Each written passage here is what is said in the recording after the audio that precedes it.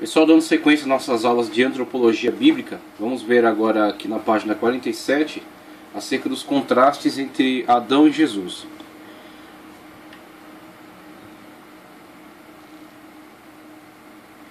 Primeiramente, a forma correspondente.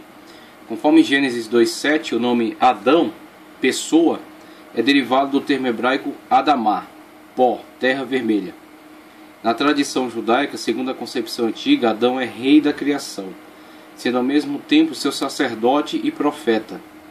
O judaísmo posterior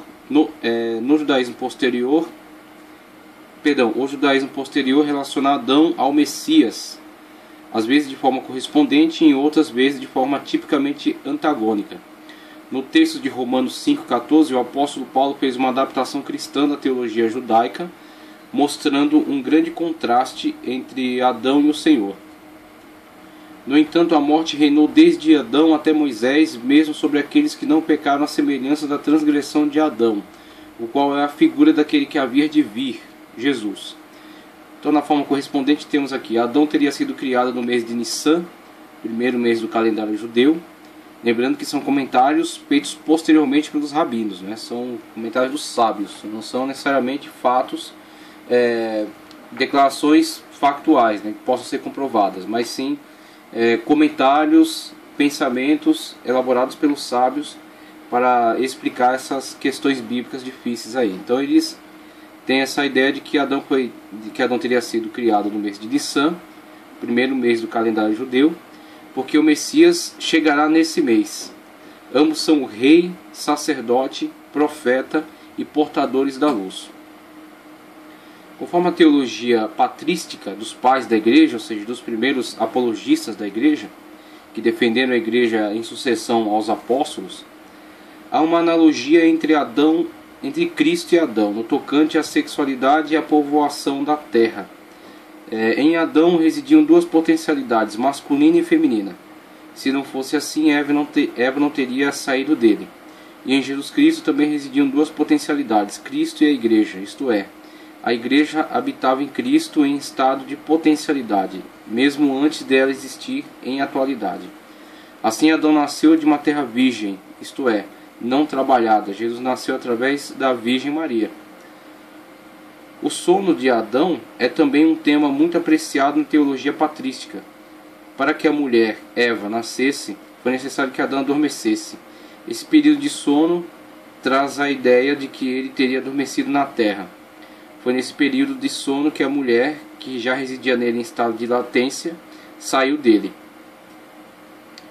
Ou seja, foi necessário Adão dormir para que do seu lado Deus extraísse a mulher, carne de sua carne. A igreja também nasceu através do sono sagrado do Senhor Jesus Cristo, no período em que ele ficou dormindo 3 dias e 3 noites no seio da terra, pela ocasião de sua morte. Nesse caso, o sono de Adão é um tipo da morte de Jesus Cristo. O nascimento de Eva é um tipo do nascimento da igreja. Então temos aí a questão de Eva como sendo, a palavra Eva supõe vida, e a igreja também na qualidade de portadora da vida de Cristo é também concessora da vida a todas as pessoas. E temos aí as principais características da abordagem teológica com relação à forma correspondente entre Adão e Cristo, que aliás não foi das formas mais aplicadas, mais usadas, mais desenvolvidas na pregação da igreja primitiva. Houveram aí alguns autores que desenvolveram pregações, ensinos em cima dessa analogia da forma correspondente entre Adão e Jesus, mas não foi a preponderante. Com certeza a forma antagônica foi muito mais asseverada, muito mais ressaltada. Agora, de uma forma muito interessante, podemos ver que o ponto forte da analogia da forma correspondente é, como está aí no quadro, assim como Eva foi criada a partir de Adão, a igreja foi criada a partir de Cristo. Então temos aí, comparando entre a pessoa de Adão e dele saindo o elemento feminino, né, tirado por Deus da costela de Adão.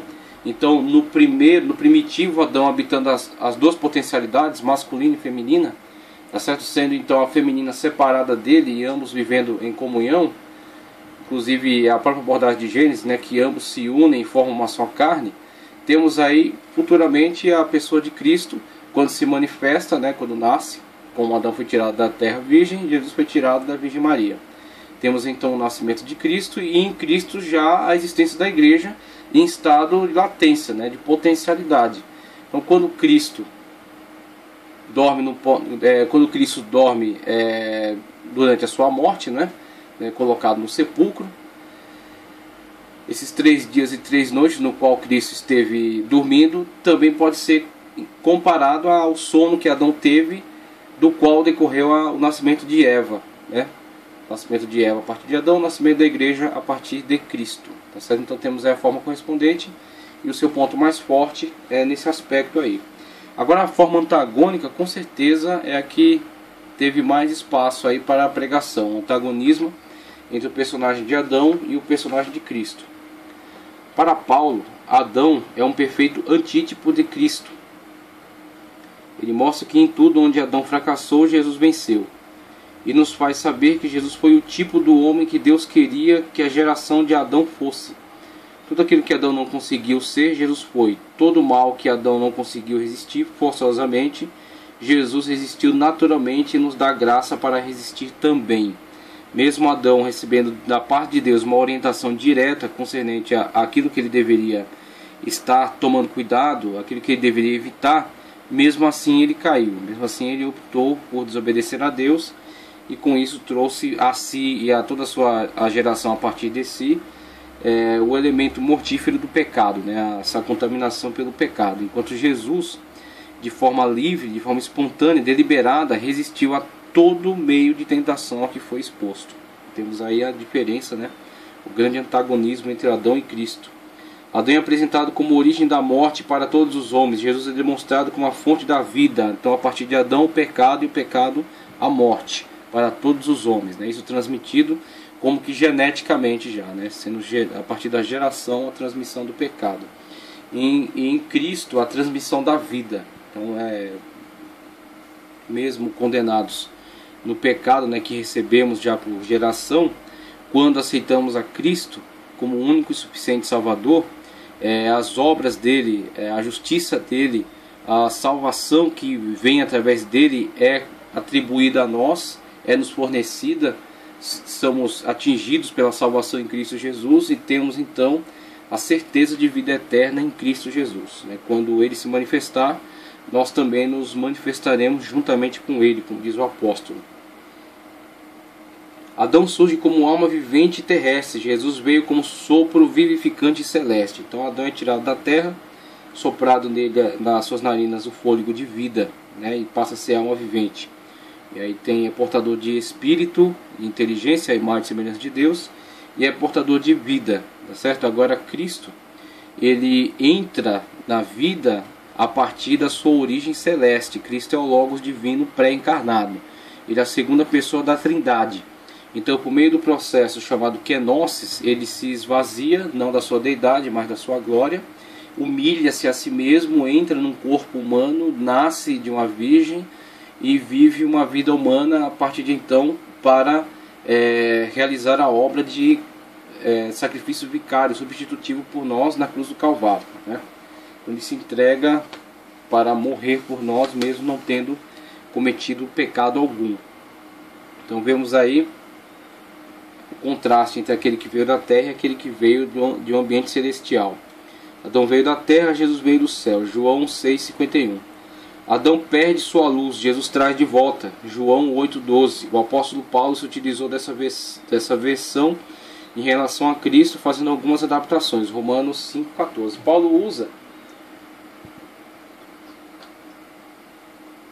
Paulo usa largamente essa forma antagônica. Então, na carta aos Romanos, tratado de teologia extraordinária, nós vemos Paulo fazer grande uso dessa forma antagônica de comparação entre Adão e Jesus. Em Adão todos morreram, em Cristo todos são vivificados. 1 Coríntios 15:22. Em Adão abundou o pecado, em Cristo superabundou a graça. Romanos 5:20. O pecado e a morte chegaram através do primeiro Adão, a redenção e a vida através de Jesus. Adão arrastou a posteridade para o abismo da morte. Jesus os arrebatou ao paraíso da vida. Maravilhoso.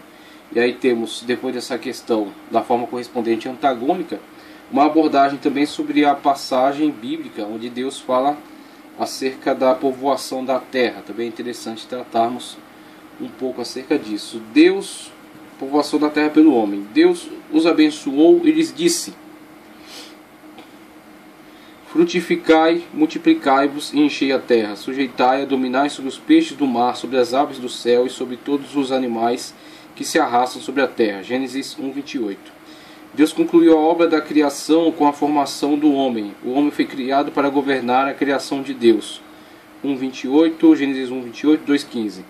E para administrar essa complexidade, o Senhor deu a ele, poder e sabedoria. O poder e a sabedoria que Deus deu a Adão para administrar a criação se estende a todos os seus descendentes. Isso pode ser observado em todos os seres humanos. Preste atenção, veja.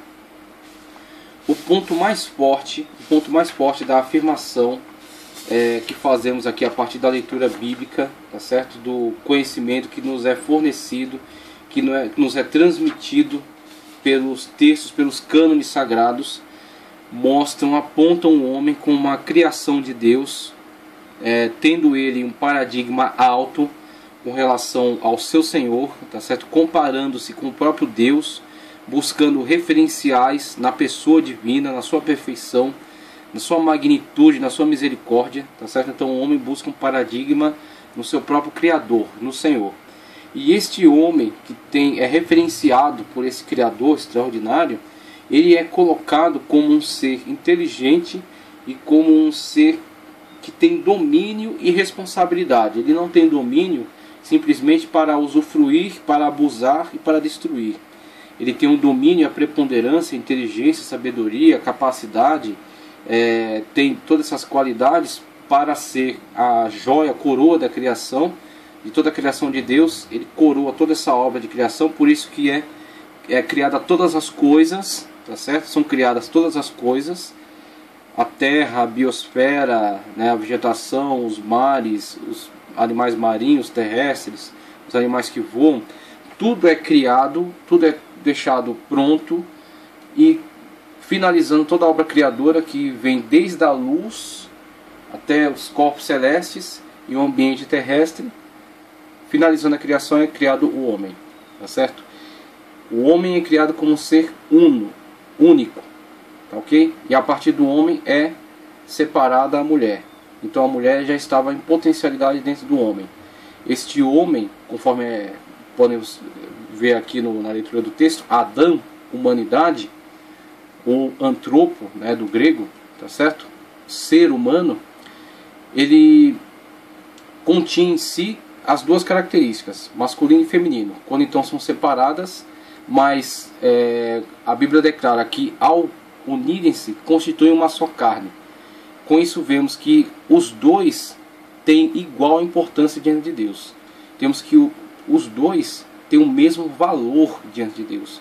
E os dois têm responsabilidades perante toda a criação, porque são os dois, homem e mulher, a união perfeita da melhor, da maior, da mais preciosa criação de Deus. São os dois responsáveis por todo o mundo que está à sua volta, toda a criação, tudo aquilo que está debaixo da responsabilidade deles.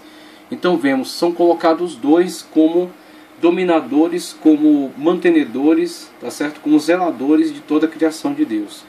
Então este homem, com este referencial, tem que transmitir essas características aos seus descendentes. Os descendentes deste homem, desta mulher primitivos, são também responsáveis por construir um mundo melhor, por zelar, por cuidar, tá certo? Por manter, por administrar o mundo com inteligência e com sabedoria. Esse é o nosso referencial. O referencial daqueles que constroem um mundo melhor. Aqueles que constroem, aqueles que zelam, mantêm a criação de Deus que foi confiada a eles. Não são, como declaram alguns outros, seres irracionais, brutais, seres bestiais que estão disputando espaço e dando dentadas e se agredindo e se perseguindo, matando, extinguindo, de forma alguma. Esse é uma característica deturpada, primeiro, da criação em virtude do pecado. Quando o pecado entra na criação, traz violência, traz destruição, traz deturpação. Então deturpa, né? Torna deformada a criação perfeita, tá certo? Torna distorcido o projeto que foi criado para funcionar perfeitamente. Então o pecado traz deturpações.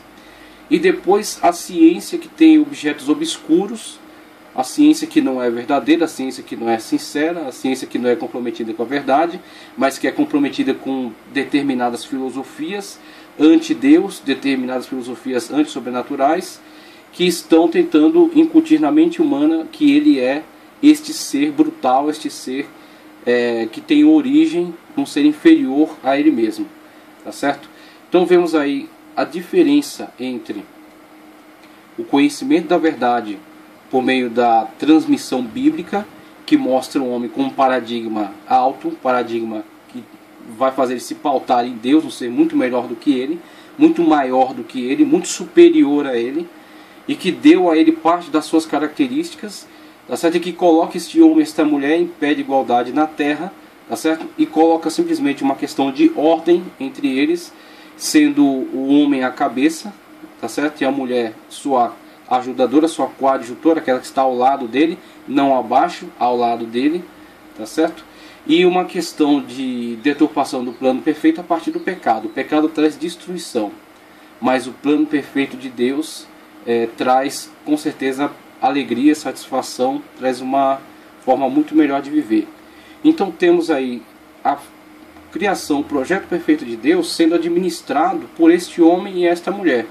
E a abordagem criacionista mostrando o valor desses seres, mostrando quanto esses seres são especiais para Deus e o quanto são responsáveis diante de todo o mundo que está à sua volta. Cria pessoas, ela incentiva pessoas a serem de fato inteligentes e serem responsáveis por si e por tudo aquilo que é da sua responsabilidade, tudo aquilo que está confiado para o seu cuidado. Então vemos aí esta abordagem, esta forma de apresentar o homem e a mulher como seres especiais e responsáveis por toda a criação. Parece que o homem viveu um bom período sem a mulher, 2:20.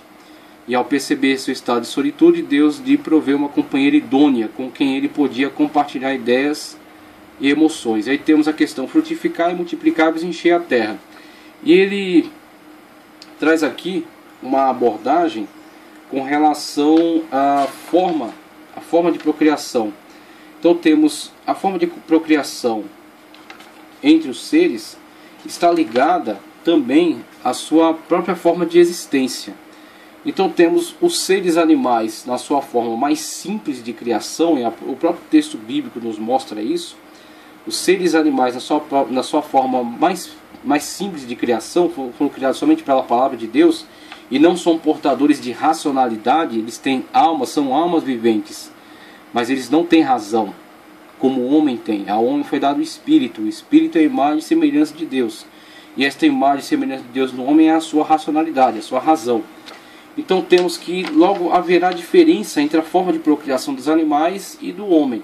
Os animais se procriam motivados, impulsionados pelo instinto, tá certo? Impulsionados pelo instinto.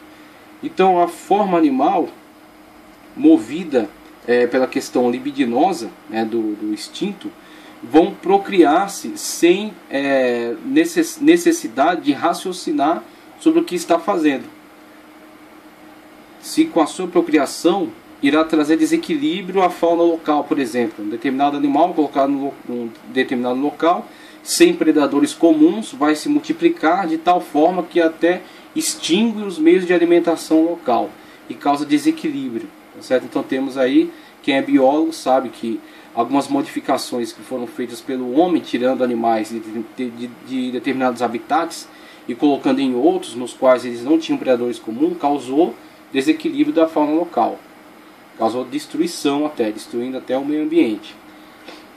Então isso é uma forma de procriação motivada somente pela libido e sem a questão racional que lhe possa oferecer um controle.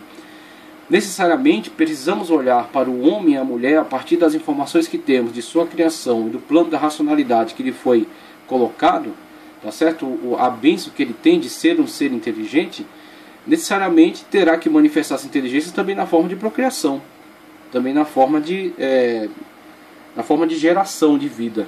Então, não somente a questão da libido, do impulso sexual, que é completamente natural, este impulso tem que ser uma das características sobre as quais o homem e a mulher têm pleno domínio, tem controle.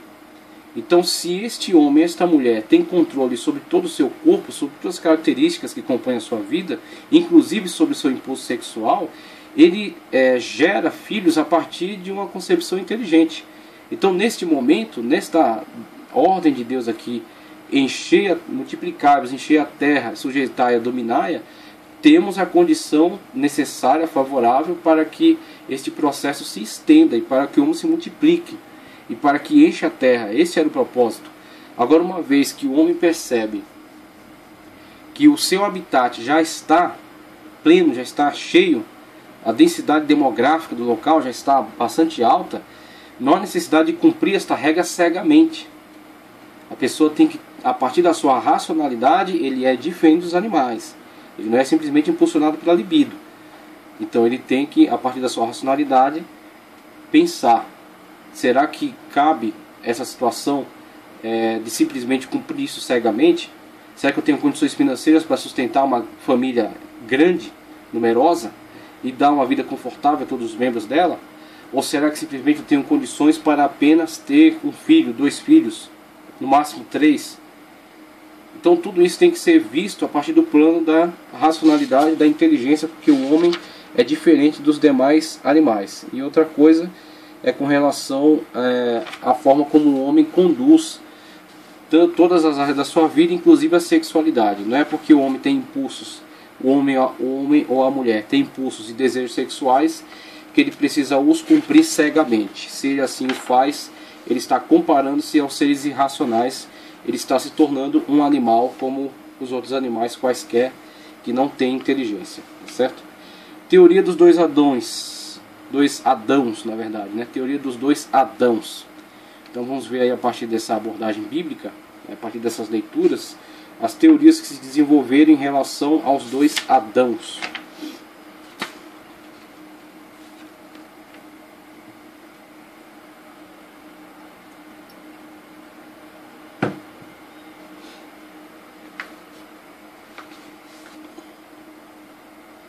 Os 2 relatos bíblicos da criação do homem, Gênesis 1, 26 a 28 e 2, 7, têm incomodado os estudiosos desde os tempos que precederam a era cristã.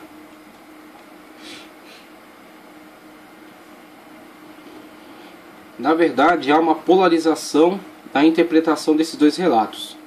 Uns afirmam que os 2 relatos referem-se a 2 fontes, ou seja, 2 documentos escritos por 2 autores diferentes em épocas diferentes. Essa teoria de 2 fontes, essa é a teoria das 2 fontes, perdão. Outros veem 2 criações relatadas por um único autor,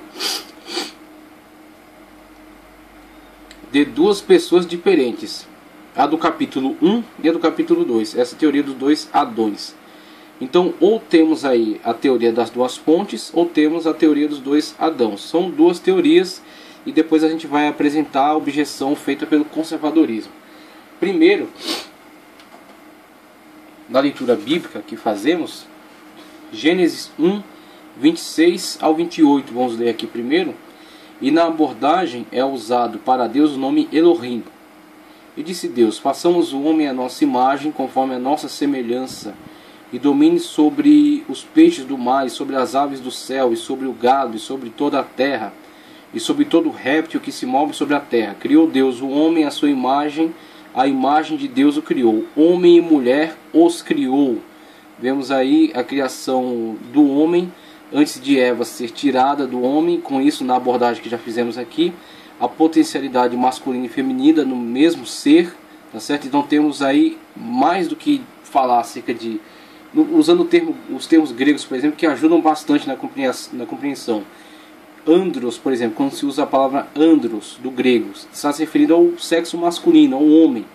quando se usa a palavra antropo, está se referindo à humanidade, um conceito maior do que simplesmente o gênero, sexo masculino. Está se falando com um conceito de humanidade. Então, nessa situação, teríamos, por exemplo, o antropo. Temos aí homem e mulher no mesmo ser. Isso, no meu parecer, no meu ponto de vista, mostra, na verdade, a intensa união que há entre seres, tal qual tão grande união que eles eram, inclusive, o mesmo ser na criação de Deus. Isso, para mim, tem um objetivo pedagógico. Mais do que qualquer investigação que se possa fazer, científica, teológica, isso, para mim, tem um cunho pedagógico muito forte. Eles são um ser de tal forma unidos e que se completam, que eles eram um único ser de fato. E foram então separados para conviverem, mas estavam na verdade enquadrados num único ser, que podemos qualificar como o antropo, tá certo? A humanidade num único ser. E criou Deus o homem à sua imagem, a imagem de Deus o criou, macho, homem e mulher os criou.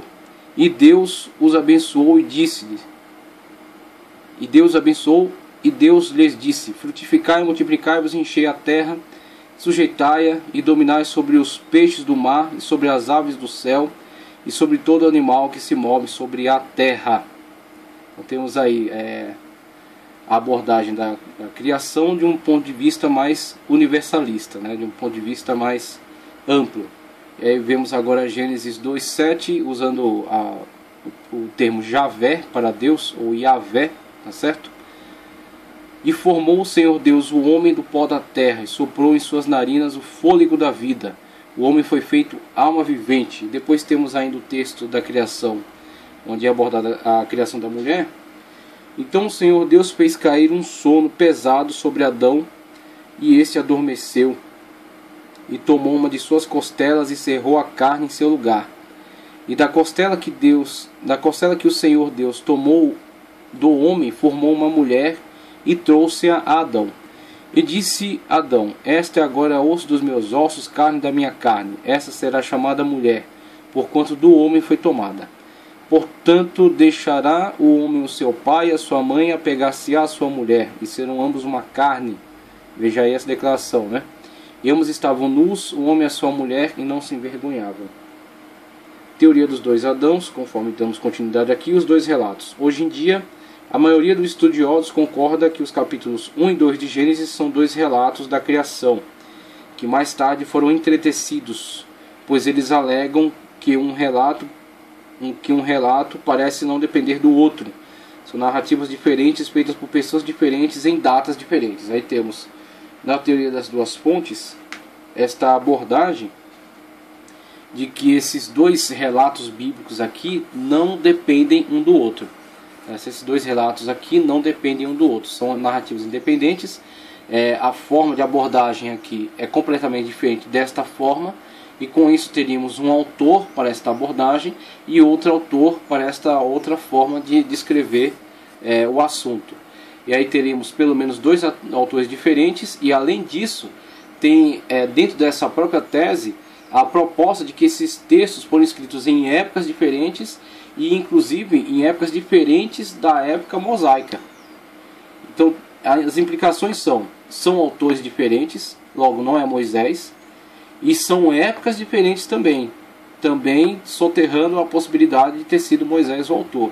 Então essa teoria, se aceita, ela vai atentar contra a autoria mosaica dos textos do Pentateuco.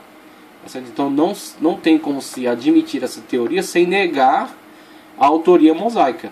Uma vez que se admite, são dois autores diferentes e são épocas posteriores, a autoria mosaica é excluída, é rejeitada. Então essa teoria, ela entra por esse caminho, ela elabora esse tipo de proposta. E aí vamos ver aqui na continuidade. Formou o Senhor Deus, Gênesis 2:7. Gênesis 2:7. O original hebraico tem aqui a combinação Yavé Elohim.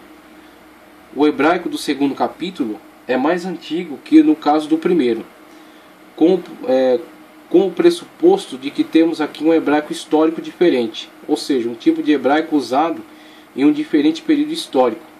Em contraste com o que se vê no primeiro capítulo do Gênesis, os estudiosos liberais da erudição crítica veem nisso um outro autor dando à posteridade sua contribuição ao narrar os fatos da criação. Os críticos da historiografia tentam identificar aqui duas fontes específicas de materiais usados para narrar a história da criação. Eles alegam que o primeiro capítulo do Gênesis reflete basicamente a fonte P. Tá certo? A fonte P é a fonte sacerdotal, por causa do alemão Priesterkodex. Então temos aí a fonte sacerdotal, a fonte P. E que o segundo reflete a J, ou a Javista. Ou seja, trata-se de duas tradições diferentes da criação do homem. Data das fontes. Aí tem uma questão da data das fontes e vamos ver aqui, para entender melhor, essa questão das duas fontes. Ele não abordou, mas a gente vai aproveitar para também falar da fonte deuteronomista.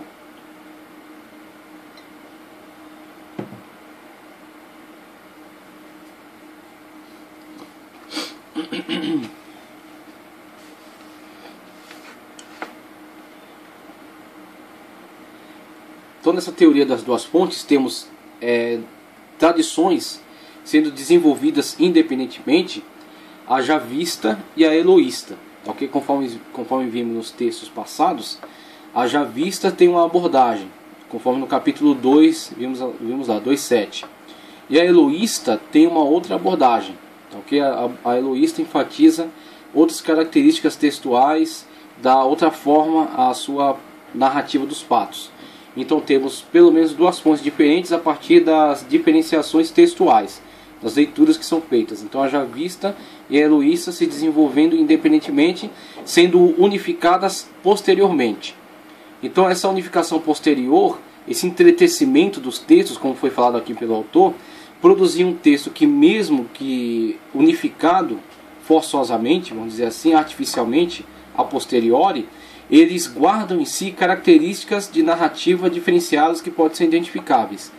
Então esses estudiosos aqui se propuseram a identificar essas formas de narrativa com características diferentes, identificá-las, separá-las e apontar teorias que possam explicar o porquê de se desenvolver dessa forma.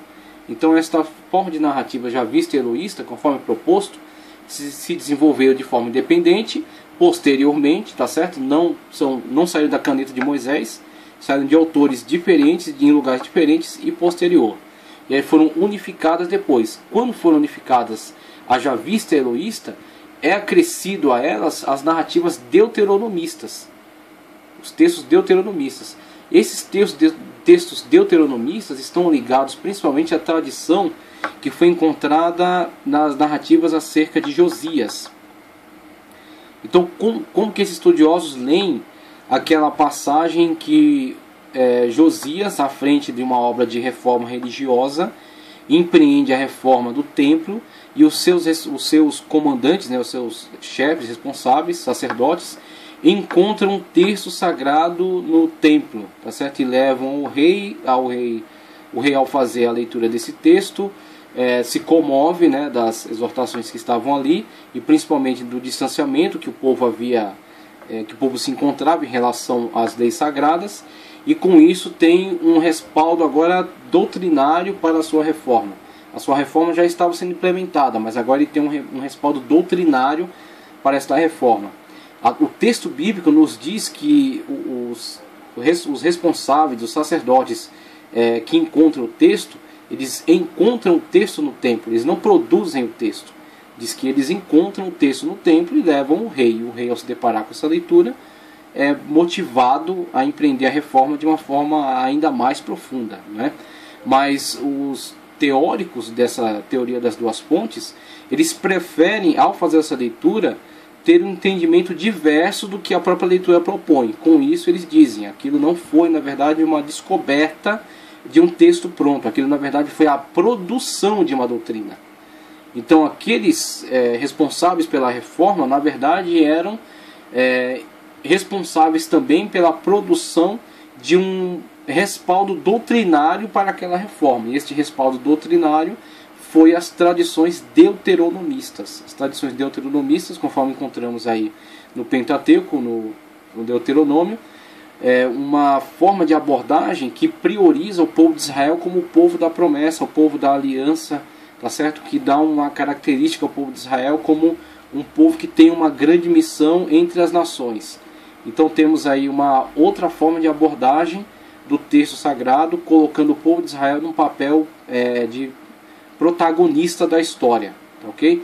Então estes responsáveis aqui serão aqueles que, de posse das tradições javista e eloísta, agora produzem também a tradição deuteronomista, tá certo? E fundem o texto, tornam o texto mais, vamos dizer assim, quase completo, porque nessa abordagem o texto não saiu da cadeira de Moisés, o texto do Pentateuco foi sendo escrito ao longo da história, tá certo? E com isso ele já, de posse das tradições javista e eloísta, acrescenta agora a tradição deuteronomista.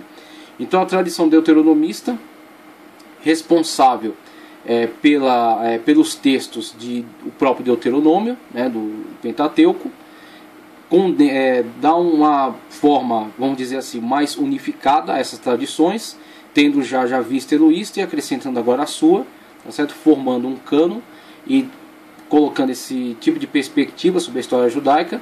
Com isso nós vemos o texto do Deuteronômio numa forma textual um pouco mais distinta dos outros, né, se distinguindo dos outros textos do cânon. E além do próprio texto do Deuteronômio, temos a inclusão de outras tradições, conforme temos aqui as tradições deuteronomistas e a deuteronomista tardia, que inclui outros textos agora de características históricas: Josué, Juízes, 1º e 2º Samuel, 1º e 2º Reis. São textos fora do Pentateuco, da tradição histórica, mas são deste viés aqui, dessa implementação deuteronomista. Esse é o deuteronomista histórico. Então o deuteronomista é responsável por esta época da reforma de Josias e também pelo fornecimento de subsídio doutrinário para esta reforma, aproveitando as tradições existentes, unificando a sua e construindo um texto onde coloca Israel com essas determinadas características. E aí, além dessa tradição javista, eloísta, unificada aqui e acrescida da deuteronomista, temos a chamada o Priester Codex, tá certo? O Código Sacerdotal. Então o Código Sacerdotal, conforme essa teoria, tá? Conforme a abordagem dessa teoria, acrescentado posteriormente e colocando agora todo o código legislativo em relação ao culto, em relação ao cerimonial, em relação a toda a rotina do templo, tá certo? Em todas as leis canônicas. Então o Código Sacerdotal sendo incluído após esse processo, né? Toda essa tradição aqui já acrescida, e agora o Código Sacerdotal também dando essa característica de código canônico aos textos que já guardavam tradições, histórias dos patriarcas, né, diversos tipos de narrativas, mas agora também uma narrativa de cunho legislativo, vamos colocar assim, uma legislação canônica. Então temos, a partir de toda essa construção, somente na época de Esdras e Neemias é que os redatores vão entretecer todas essas tradições aqui, todas essas narrativas, tendo já vista a mais antiga e, conforme essa abordagem aqui, a mais folclórica, a eloísta, mais universalista, o entretecimento das duas, o acréscimo do deuteronomismo na época da reforma de Josias, o acréscimo do código sacerdotal, um código de legislação canônica sacerdotal, e na época de Esdras e Neemias, o entretecimento de todas essas tradições. Com isso, a composição da Torá. Então a Torá, mesmo que tenha sido composta ao longo da história, ela só vai estar plenamente reunida e pronta num texto formal a partir da época pós-exílio, na época da reforma, na época do retorno à terra por Esdras e Neemias e o trabalho dos seus redatores, tá certo? Então esta aqui é uma abordagem acerca da teoria das duas fontes. Essa é a teoria que eles defendem. Se os estudiosos estiverem certos no que dizem acerca das diversas fontes, então o que nos parece mais provável é que um editor estava adicionando outro relato na versão. Estava adicionando outro relato ou versão da criação do homem. Presume-se que o primeiro relato da criação origine-se da fonte P. e que o segundo venha da fonte J, a fonte javista. A objeção do conservadorismo. A objeção do conservadorismo. A linha conservadora se opõe a essa teoria apenas com o argumento de que os dois nomes, Yahvé e Elohim, poderiam ter sido facilmente usados intercambiavelmente. Quanto às datas dos dois tipos de hebraico usados, se é que isso representa diferentes períodos históricos, não há fortes objeções. Para entender bem as questões das fontes literárias, o leitor deve pesquisar esse tema em bons livros acadêmicos de teologia clássica, que tratam da origem do Antigo Testamento, bem como de sua teologia. Aí, depois disso, partimos para a teoria dos dois Adãos. Mas antes disso, apenas deixando aqui uma abordagem, né, um ponto de vista, vemos todas essas teorias foram desenvolvidas na época em que se desenvolvem também a alta crítica textual, tá certo? A alta crítica textual. Esta alta crítica textual, que analisa os textos bíblicos e propõe teorias para a sua formação, elas implementam a sua análise não apenas do ponto de vista de uma ortodoxia e de um ponto de vista que leva em consideração o sobrenatural. Inclusive as profecias serão interpretadas por esses autores como simplesmente declarações políticas com relação à época do profeta de forma velada, ou até uma perspectiva do futuro, mas nunca uma profecia de fato, nunca uma revelação. Uma perspectiva acerca do futuro, uma crítica social ao momento histórico em que estava vivendo, de forma, uma crítica velada, né, disfarçada em profecia ou disfarçada em declaração escatológica, tá certo? Então vemos aí a análise desses autores, ela já é de antemão prejudicada pelo seu caráter antissobrenatural. Eles eliminam toda a possibilidade do texto ser teopneustos, do texto ser inspirado por Deus, dos fatos ali narrados, dos milagres ali descritos serem realidades, serem verdades factuais. Então, com esse desprezo que eles têm por essa característica, a análise deles já está comprometida a priori, porque uma grande parte a mais importante característica do texto foi desprezada. A característica fundamental do texto foi desprezada, que é o texto é revelado por Deus. O texto é um milagre. As narrativas são narrativas sobrenaturais.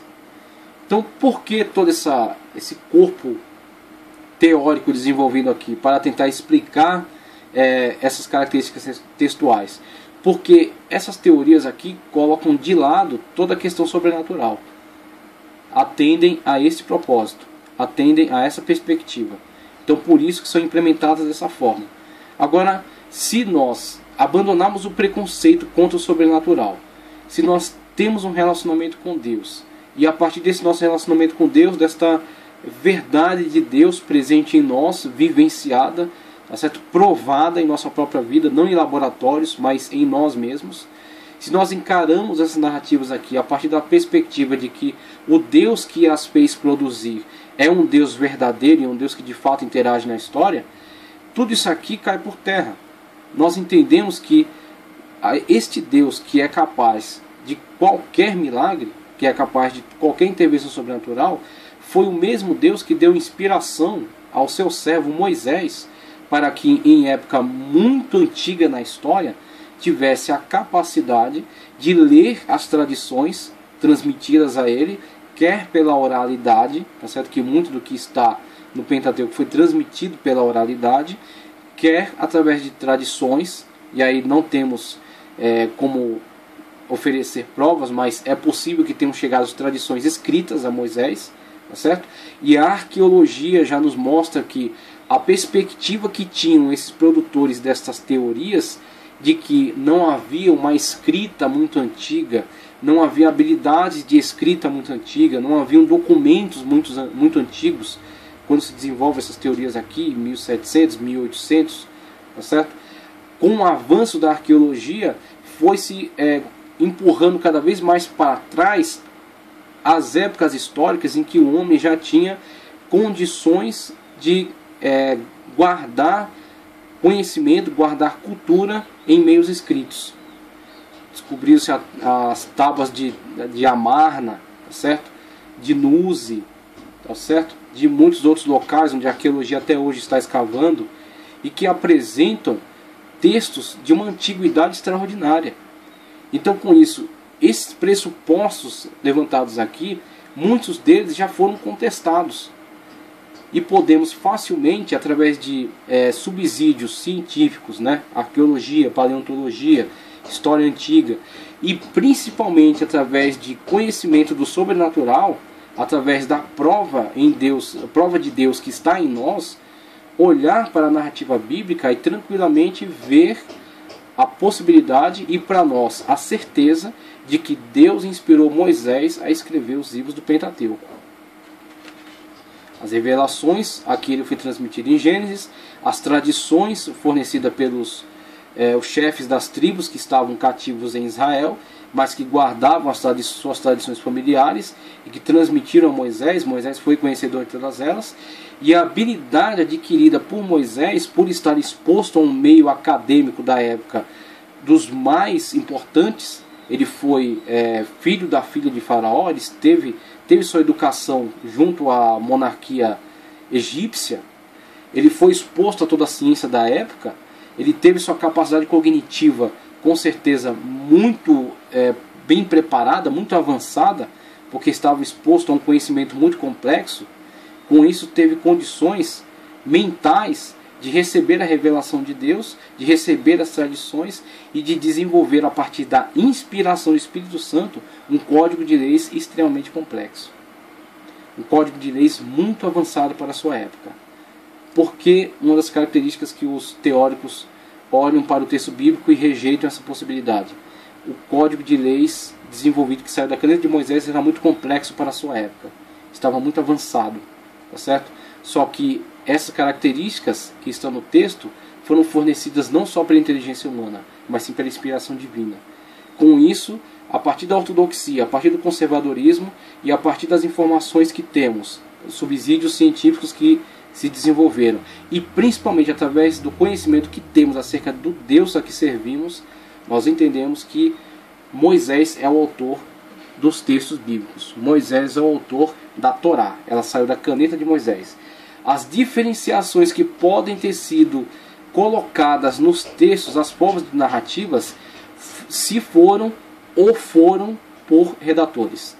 Então, com isso, olhando para essas teses aqui, podemos estar olhando não para uma teoria da criação dos textos, mas para uma teoria acerca dos redatores, uma teoria acerca dos copistas. Então, por exemplo, quando olhamos para a separação histórica entre Judá, o reino do sul de Judá e o reino do norte, Israel, e as 10 tribos, e a época dos juízes, até um pouco antes disso, a época dos juízes, quando as tribos estavam espalhadas pela terra e tribos não tinham comunicação umas com as outras, né? Algumas tribos estavam muito distantes das outras, é possível que textos da tradição mosaica, legados por Moisés ao povo, tenham sido preservados em locais diferentes e tenham sido copiados, preservados por copistas diferentes, que transmitiram para o texto original, o autógrafo mosaico, transmitiram características diferenciadoras, com isso produzindo uma tradição já vista em determinado local, produzindo uma tradição eloísta em outro local, tá certo? Ao longo da história, os copistas da época deuteronomista dando sua marca, sua característica ao texto, por causa da forma como copiaram o texto, mas houve um texto original que saiu da caneta de Moisés, tá certo? Mesmo que ele tenha sido alterado ao longo da história, é uma possibilidade, é somente uma possibilidade, mas uma coisa temos por certo: houve um texto mosaico, houve um texto que saiu da caneta de Moisés e foi legado à posteridade, mesmo que a posteridade tenha colocado algumas marcas autorais diferenciadas. A época dos redatores, quando reúne esses textos, tá certo? Pode até ter dado algumas características diferenciadas, mas houve um texto mosaico. Então passamos para a teoria dos dois Adãos.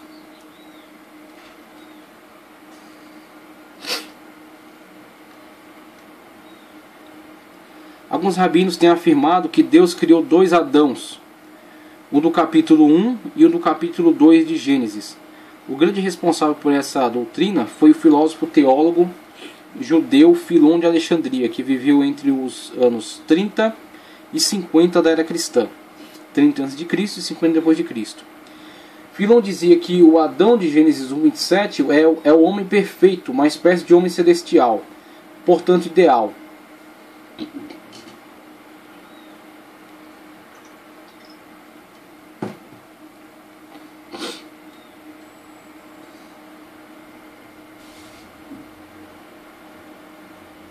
Este teria sido formado à imagem e semelhança de Deus, vem do céu, e possui a virtude do Espírito Santo. Nele nada há de perecível. É o homem tal qual Deus o quis, quando o criou à sua imagem, puro de todo instinto sexual. Está situado para além da distinção entre homem e mulher. É o ser humano em si, o homem celestial. Tudo que as religiões orientais ensinam sobre o primeiro homem, o ser perfeito, o protótipo divino da humanidade, Filon aplica ao Adão de Gênesis 1:27. Por outro lado, Filon pensa que no capítulo seguinte, em Gênesis 2:7, nos fala da criação de outro Adão. E tudo que nos é relatado depois acerca do pecado e do castigo de Adão se aplicaram a este outro Adão. Este é verdadeiramente o homem pecador, o autor do pecado. Esse Adão não teria sido criado à imagem de Deus, nem vem do céu. Ele é próprio da terra. Deus o formou do pó da terra, e assinala que, mesmo que Deus tenha eleito para o modelar, mesmo que Deus tenha eleito para modelar o pó mais nobre, ainda teve que soprar em suas narinas o sopro da vida, para que este Adão surgido da terra se tornasse alma vivente. Assim, a partir desses dois relatos da criação, que a crítica da forma explica pela existência de duas fontes, Filon conclui que Deus havia criado dois homens diferentes, dois Adões, o homem celestial, o protótipo do homem ideal, que aparece em Gênesis 1:27 para desaparecer em seguida do relato, e o outro homem que transgrediu o mandamento divino descrito nos capítulos 2 e 3 de Gênesis. Então temos aí um grande personagem aí da cultura judaica, Filon de Alexandria. Foi um homem muito sábio, um homem que contribuiu grandemente aí para o conhecimento da época. Mas sabemos que Filon de Alexandria, nas suas abordagens teológicas, ele não tinha como fazer declarações que possa se considerar hoje de uma forma muito séria, principalmente porque esta época ainda funde muito leitura acerca dos textos bíblicos com narrativas lendárias. Então o que Filon faz aqui é, conforme o espírito de sua época, elaborar uma tese, uma explicação para determinadas narrativas bíblicas, mesclando o próprio conhecimento bíblico com algumas narrativas mitológicas, algumas narrativas lendárias, que eram lendárias para os próprios produtores da época, não é que são lendárias para o leitor de hoje, já eram lendárias para a sua época. Os próprios produtores do texto tinham essas narrativas com um cunho lendário. E Filon lança mão de algumas narrativas dessa característica para elaborar essa explicação. A explicação de que na verdade eram dois homens. Por quê? Ele, com esse tipo de explicação, ele vai elaborar toda uma ideia de que existe um ser criado por Deus perfeito, e existe um ser criado por Deus de uma forma mais imperfeita, criado por Deus de uma forma mais frágil, e que facilmente se deixará levar pela tentação a que estará exposto, né, e com isso dará origem a toda uma humanidade desgraçada, uma humanidade caída no pecado. Então o que acontece? Esse tipo de abordagem ela já fica comprometida por causa desta mistura. É uma mistura de texto bíblico com coisa extra-bíblica, com coisa apócrifa. Outra coisa que vamos ver aqui, e agora uma abordagem completamente mitológica, completamente lendária, e que algumas pessoas até têm se deixado levar por essas narrativas, têm se impressionado com elas, mas isso porque não têm entendido a forma como os estudiosos antigos se valiam de algumas narrativas mitológicas, que não é que serão mitológicas no futuro, já eram para eles. Na época deles já era eles já tinham essa plena noção de que aquilo é mitológico e cumpre apenas uma função pedagógica. Então existem algumas narrativas judaicas que elas não têm objetivo teológico, elas não têm objetivo doutrinário, elas têm objetivo pedagógico. E a partir desse objetivo pedagógico se consegue ensinar muitas coisas a pessoas simples, pessoas que não têm como elaborar um raciocínio muito complexo. Então é-lhes fornecido algumas histórias na verdade, algumas narrativas mitológicas, lendárias, e a partir delas se consegue transmitir algum conceito, e este sim é importante, o conceito transmitido, não a própria narrativa. Então Filon faz um pouco de mistura entre essas coisas, e com isso ele chega a essa abordagem, essa proposta de dois Adãos, um Adão perfeito, celestial, e um Adão imperfeito, material, terrestre, e que se corromperá pelo pecado. O homem perfeito, celestial, feito à imagem de Deus, o homem criado da terra não é a imagem de Deus. E aí temos o mito da Lilith, uma narrativa completamente mitológica. Então temos esse livro, o livro As Lendas do Povo Judeu, e ele é de uma tradição de textos judaicos chamada Agadá, certo? Agadá. Então esses textos agádicos eram textos mitológicos desde a fonte. Não é que eles se tornaram mitológicos depois por críticos da literatura. Não, eles já eram mitológicos na mão de seus autores.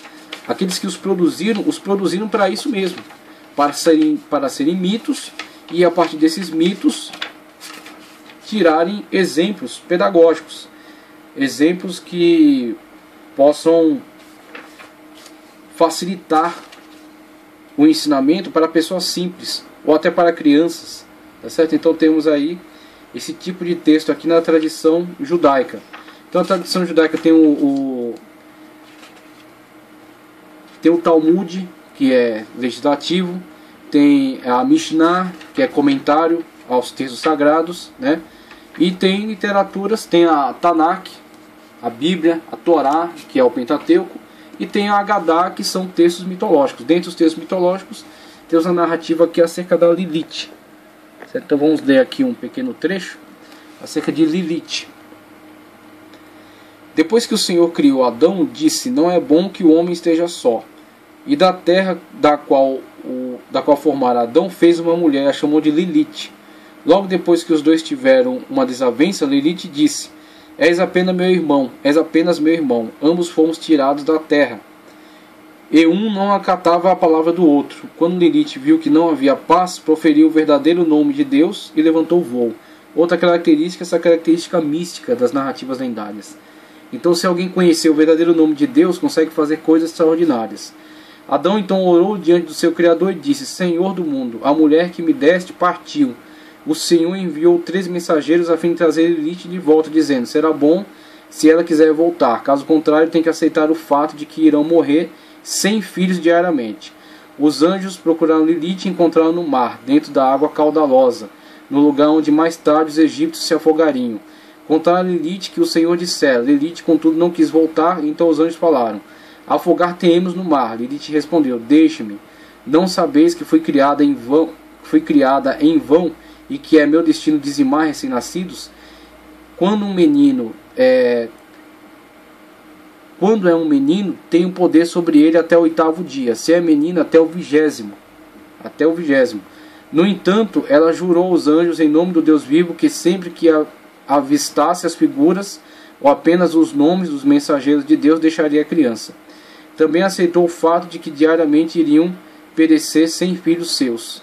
E aí temos a narrativa mitológica acerca da Lilith. Esses mitos cumprem uma função pedagógica, né, como já disse. E, por exemplo, vemos aí, até o 8º dia para o homem, até o 20º para a mulher. Com isso temos uma forma de incentivar, mesmo que por meio do medo, né, o que é triste, mas incentivar as famílias a cumprir a tradição. Por exemplo, apresentar o filho no templo, circuncisar, né, o menino, apresentar a menina.